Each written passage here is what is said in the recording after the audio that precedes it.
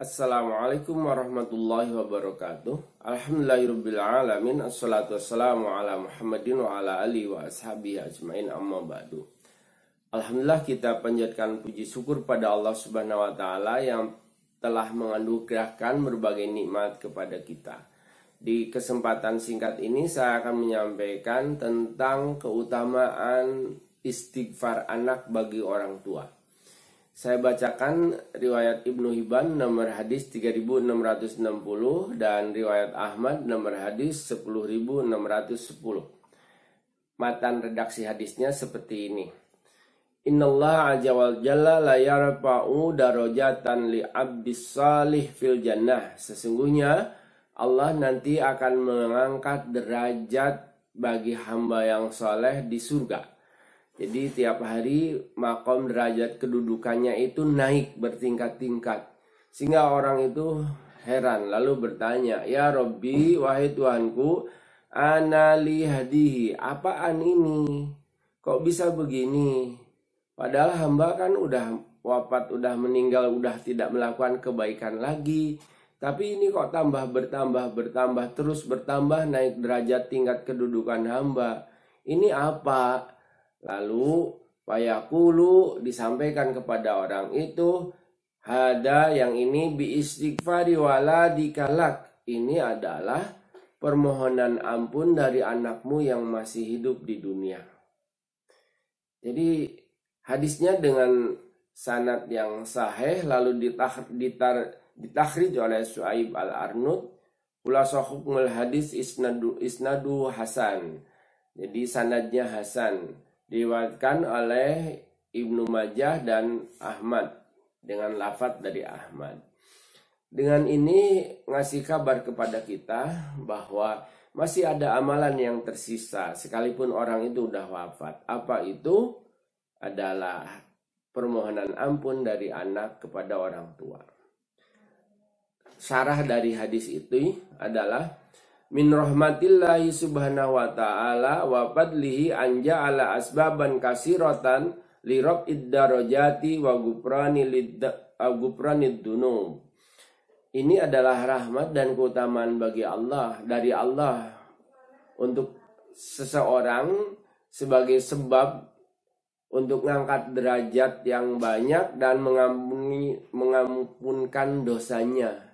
Wa min dalika annahu ja'ala istighfarul waladi lil walidayhi sababan. Ini disebabkan karena istighfar seorang anak bagi orang tuanya li rab'id darajatihi ma fil jannah, untuk mengangkat derajat dan kedudukan orang tuanya tersebut di surga. Kama yaqulun Nabi sallallahu alaihi wasallam fi hadal hadis, sebagaimana sabda Nabi yang riwayat Ibnu Hibban tersebut, inna rajula la turfa'u darajatuhu fil jannah. Sesungguhnya orang itu akan diangkat derajatnya di surga. Tujadu manjilatuhu fil jannah bi ghairi amalin amilihi. Dia terangkat derajatnya itu bukan karena amalan yang dilakukan oleh dia sewaktu di dunia, illa kecuali bima yuqaddimuhul walidani li ibnihima min tarbiyatin wa birrin bihi mimma yastaujibu alaihi ayastaghfirulahuma. Ini semua karena terjadi itu sebab istighfar anaknya yang masih hidup di dunia, permohonan ampun anaknya yang masih hidup di dunia, doa anaknya yang masih hidup di dunia, sehingga menyebabkan masaidu qasurihi fil jannah, menyebabkan dia naiknya tingkat dan derajat di surga. Tafsirnya dilanjutkan, fayaqulul abdu, lalu orang yang diangkat derajatnya tersebut berkata, anna hada, apaan ini? Ai kaifa hasala li hadar rab'u fid darajati bi ayyi amal. Ini kok bisa terangkat derajat hamba seperti ini, dengan amalan apa?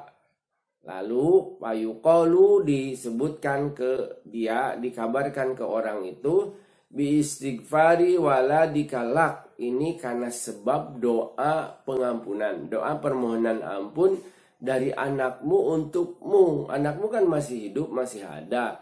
Nah, karena bisa babi istighfari waladika, karena sebab istighfarmu ini, lalu engkau mendapatkan keutamaan. Kenapa? Li'annal walada min kasbi abihi, karena anakmu itu kan engkau yang mendidik. Anakmu itu adalah bibit dari kamu. Mulai dari spermanya, mulai dari nafkah yang dimakan oleh dia, rezeki yang dimakan oleh dia, kau mendidiknya, kau membimbingnya, kau mengarahkannya, kau menunjukkannya, maka dengan itu sekarang ini engkau mendapatkan dari hasil itu. Kasodaqati jariyah, dan anak itu seperti sedekah jariyah.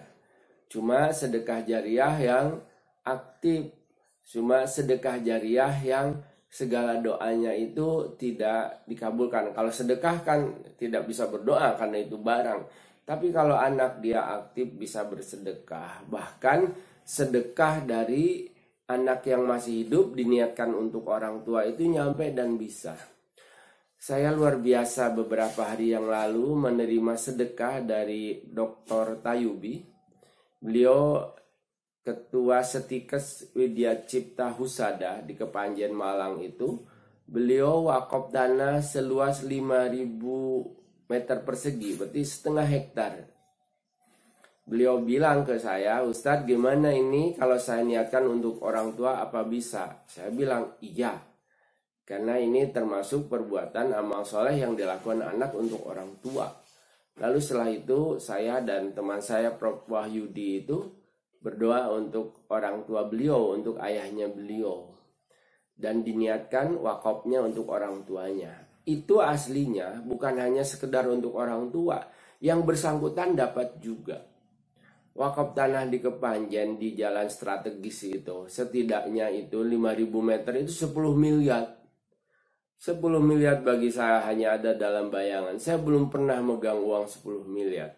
Ada orang yang masuk surga, ada orang yang berbakti pada orang tuanya dengan mewakafkan tanah seluas itu. Lalu saya bilang, Ustadz, Pak Dokter, ini kami desain untuk pesantren, untuk lembaga boarding school. Oh, dia tambah senang. Bahkan dia lalu melanjutkan, nanti kalau perlu pengurusan akan kami bantu. Kalau jalannya kurang akan kami kasih, akan kami usahakan. Panjenengan dengan perserikatan panjenengan itu tinggal terima beres. Ya Allah, dalam hati saya luar biasa ini orang. Betapa ikhlasnya, betapa bakti untuk orang tuanya dengan tulus. Itu orang tuanya tersenyum dia. Yang sudah di akhirat, jangankan di akhirat, di surga, di alam barzah sudah bisa mendapatkan keutamaan ini. Nah, bagi kita mungkin yang tidak punya uang sebanyak itu, maka cara bakti untuk kepada orang tua yang masih tersisa itu adalah dengan berdoa untuk beliau yang sudah tidak ada. Gimana cara doanya? Ini sebentar saya selalu akhir-akhir ini menyematkan di deskripsi YouTube ini tentang hadisnya, termasuk bacaannya. Termasuk yang video kali ini saya sematkan juga bagaimana redaksi doa untuk orang yang telah wafat, untuk keluarga besar kita yang telah wafat, untuk orang tua kita yang telah wafat, untuk saudara kita yang telah wafat. Jadi aslinya sesuai dengan redaksi dari Nabi bahwa untuk orang yang telah wafat, hadis riwayat Muslim ya, ini nomor hadis 963, panjenengan bisa berdoa seperti ini. Jadi misalnya, ya Allah, untuk ayah hamba yang telah wafat, ibu hamba yang telah wafat, kakek nenek hamba yang telah wafat, saudara besar, saudara karib kerabat dekat hamba yang telah wafat, Allahumma gfir lahum warhamhum wa'afihim wa'fu anhum wa akrim nuzulahum wa wasi' madkhalahum wagsilhum bima'in wasaljin wal barad wa nakihim minal khataya kama yunaqasabul abyadu minad danas wa abdilhum daron harim min darihim wa ahlan harim min ahlihim wa jauzan harim min jauzihim wa kihim bitnatal qabri wa azaban nar. 13. Jadi yang pertama, ya Allah ampuni dia, ya Allah rahmati dia, ya Allah selamatkan dia, ya Allah maafkan dia, ya Allah beri kehormatan untuk dia, ya Allah luaskan tempat masuknya kuburnya. Ya Allah, bersihkanlah dia dengan air salju dan embun. Bersihkan dari segala dosa dan kesalahannya. Ya Allah, bersihkanlah dia dari kesalahannya sebagai bersihnya baju putih dari kotoran. 8. Yang 9, gantilah rumahnya dengan rumah yang lebih baik dari rumahnya yang pernah punya dia di dunia. Dengan keluarganya yang lebih baik dari keluarganya yang pernah ia punya di dunia. Yang 11, gantilah pasangan hidupnya dengan pasangan hidup yang lebih baik di dunia. Oleh karena itu, kita kalau punya pasangan hidup, amal solehnya harus bareng agar kita bisa bersama lagi nanti di surga. Yang ke-12, ya Allah, jauhkan untuk almarhumah itu dari siksa kubur. Yang ke-13, ya Allah, selamatkan dia dari siksa neraka. Minta 13 kita. Kita memohon untuk orang tua kita, untuk kakek nenek kita, kerabat kita itu mohon agar dihindarkan mereka dari 13 hal. Kita baca setiap selesai sholat fardu, kita baca antara adzan dan qomat, kita baca ketika puasa, kita baca setelah sholat sunnah, kita baca setelah kita sedekah, kita baca di sepertiga malam. Ada satu doa yang gak boleh ketinggalan bagi kita. Doa apa itu? Doa bagi orang tua kita yang telah wafat itu. Dan bisa dilanjutkan sebetulnya doanya dengan riwayat Tirmizi nomor hadis 1024. Redaksinya pendek. Allahumma gfir li hayyina wa mayitina wa syahidina wa ghaibina wa sagirina wa kabirina wa dakarina wa unsana. Boleh dilanjut. Allahumma man ahyaitahu minna fa ahyi alal Islam wa man tawaffat tahu minna fa taufahu alal iman. Allahumma la tahrimna ajrahu wa la tudillana ba'dahu. Ini pengampunan juga. Setelah doa tersebut tadi dilanjut dengan doa ini. Nanti saya sematkan di deskripsi YouTube-nya ini. Mudah-mudahan bahasan singkat ini bermanfaat bagi kita, menjadi inspirasi dan motivasi bagi kita untuk selalu berbakti, tidak lupa kepada orang tua yang telah menghadirkan kita di dunia dan menjadikan kita orang yang sukses di dunia dan di akhirat. Akhirul kalam, assalamualaikum warahmatullahi wabarakatuh.